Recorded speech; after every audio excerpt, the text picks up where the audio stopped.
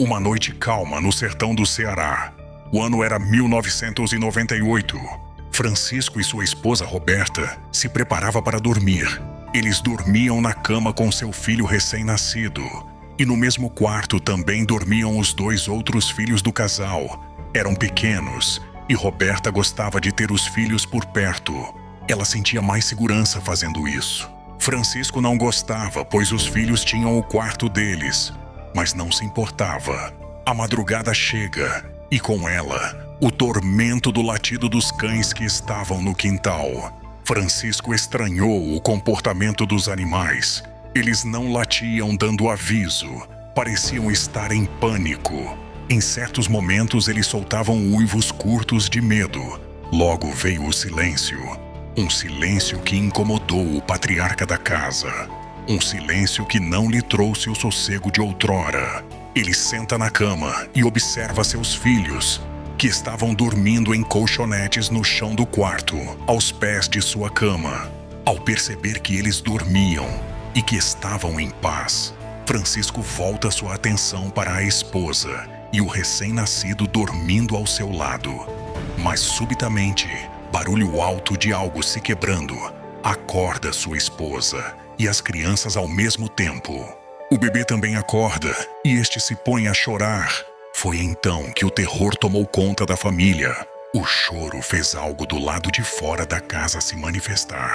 Era o mal, e este mal se manifestava com mais ferocidade a cada berro da criança. Francisco pede para sua esposa tentar silenciar o bebê. Ela tenta dar de mamar, mas nada faz a criança parar. Parecia que ela podia sentir o mal que estava lá fora.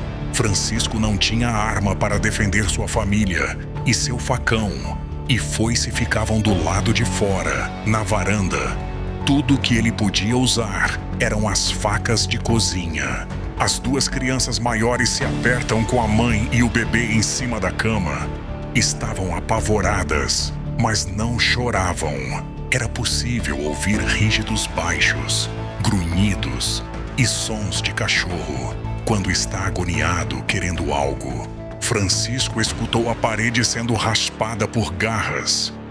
Pensou ser um de seus cachorros, mas nenhum deles nunca tiveram esse tipo de comportamento. Ele se aproxima do local de onde vem o som. Era do lado de uma das janelas. A janela era feita de tábuas e era bem firmes. Tinha uma fresta, um pequeno espaço entre a dobradiça e a tábua. Francisco olhou por essa fresta e conseguiu ver uma criatura escavando o reboco.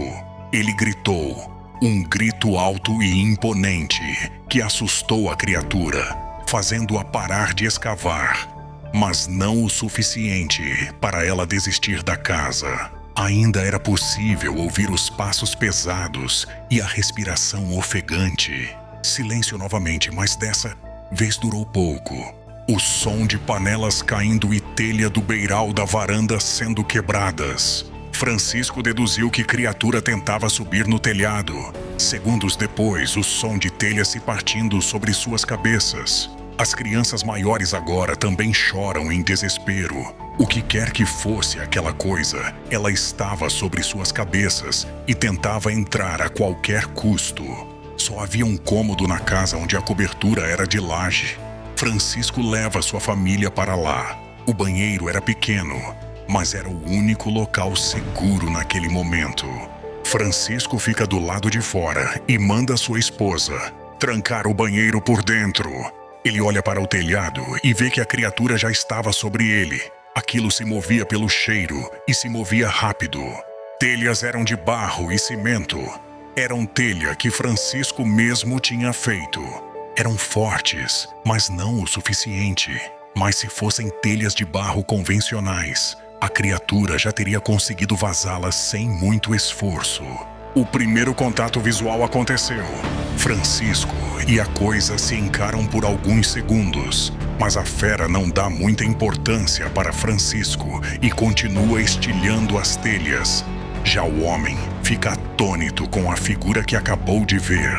Um ser pavoroso, com pelos desde a sua testa e cobrindo parte do pescoço.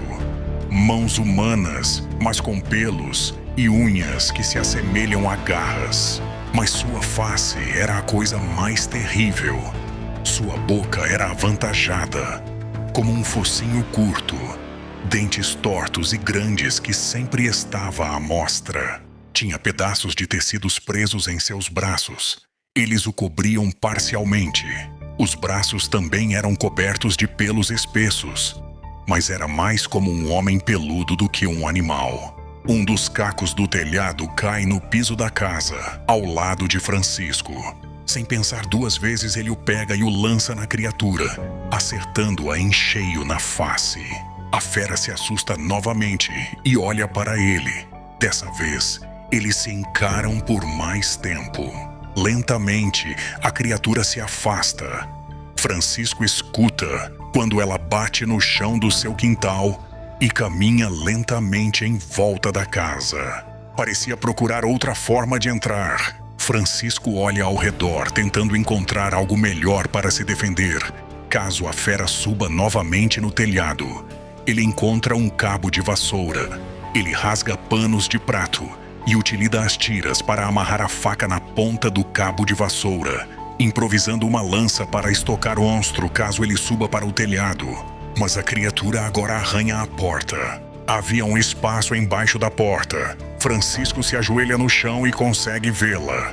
A fera estava longe para ser atingida pela ponta da faca.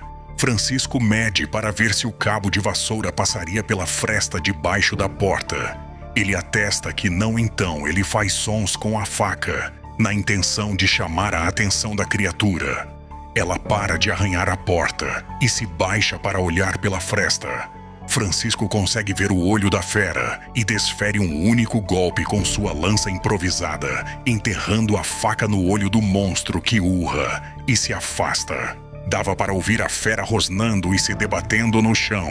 Francisco, pensando apenas em defender sua família, abre a porta rapidamente e perfura a fera nas costas, enquanto ela ainda agonizava, rolando pelo barro seco do quintal. A fera se levanta e foge em meio à vegetação. Ele retorna para dentro da casa, traça a porta e vai até o banheiro.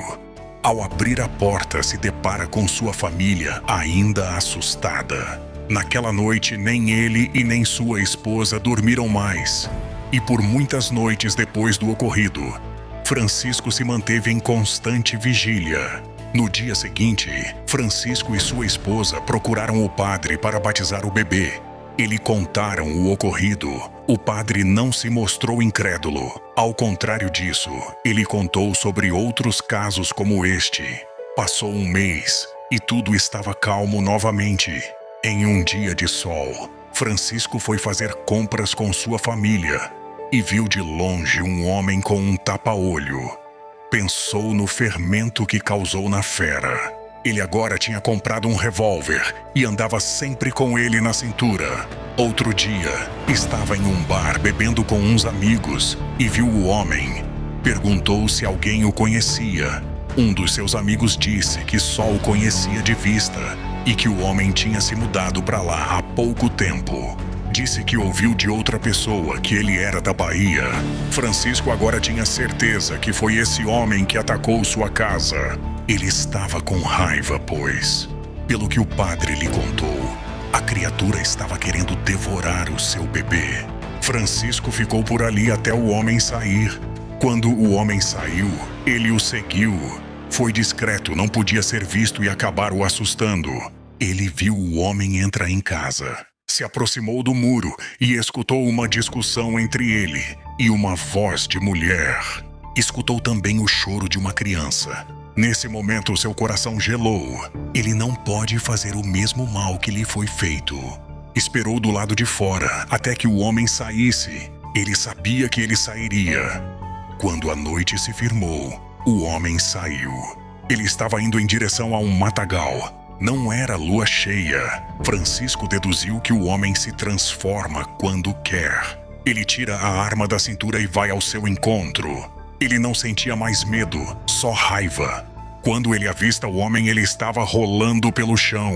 Iniciava sua transformação. Francisco avança para cima dele com a arma apontada. O homem se assusta ao vê-lo. Por favor, não atire. Você queria devorar meu filho. Como que eu posso perdoar você, seu miserável? Eu não sei o que faço quando estou transformado. Sabe sim, você se transforma quando quer. É um chamado que eu não posso resistir. Por favor, eu tenho família. Então você pega sua família e some daqui. E se você aparecer na minha casa hoje, eu te mato. Se eu te ver por aqui amanhã, eu também te mato. O homem se levantou e correu na mata adentro. Francisco sabia que ele iria se transformar e foi para sua casa. Lá chegando, ele disse o que aconteceu para sua esposa. Ela o questionou, dizendo que ele não deveria fazer aquilo. Ele percebeu que ela estava com medo da fera aparecer para se vingar dele. Mas era isso que Francisco queria, matar a fera e não o homem. Ele ficou de vigília, mas estava cansado. E quando a adelgada chegou, ele adormeceu. Em seguida foi acordado com o som do latido dos cães. Ele não pensou duas vezes. Pegou seu revólver e esperou para ver onde a fera iria aparecer. Mas para sua surpresa, a fera não se aproximou. Francisco olha para sua mulher e vê em sua mão um terço. Ele ainda não havia percebido, mas em cima da penteadeira tinha uma imagem de São Cristóvão, que o padre disse que os protegeria dessas criaturas. Minutos depois, os cães param de latir. Francisco olha pela fresta da janela e vê uma silhueta se afastando. Não corria, apenas se afastava, caminhando em passos pesados e rápido. Francisco tenta chegar até a porta para ir atrás da criatura, mas é impedido por sua esposa. Ela não diz nada, apenas olha para os seus filhos. Francisco os olha. Seus semblantes de pânico agora estava sendo provocado por ele. Ele então desiste de sua vingança. No dia seguinte, os rumores de uma criatura que rondava as ruas da cidade circulava. Cada morador tinha uma versão diferente. Francisco percebe que seria inútil contar o que lhe aconteceu, pois seria apenas mais uma história de várias versões. É assim que um fato se torna lenda, e lenda se torna mentira.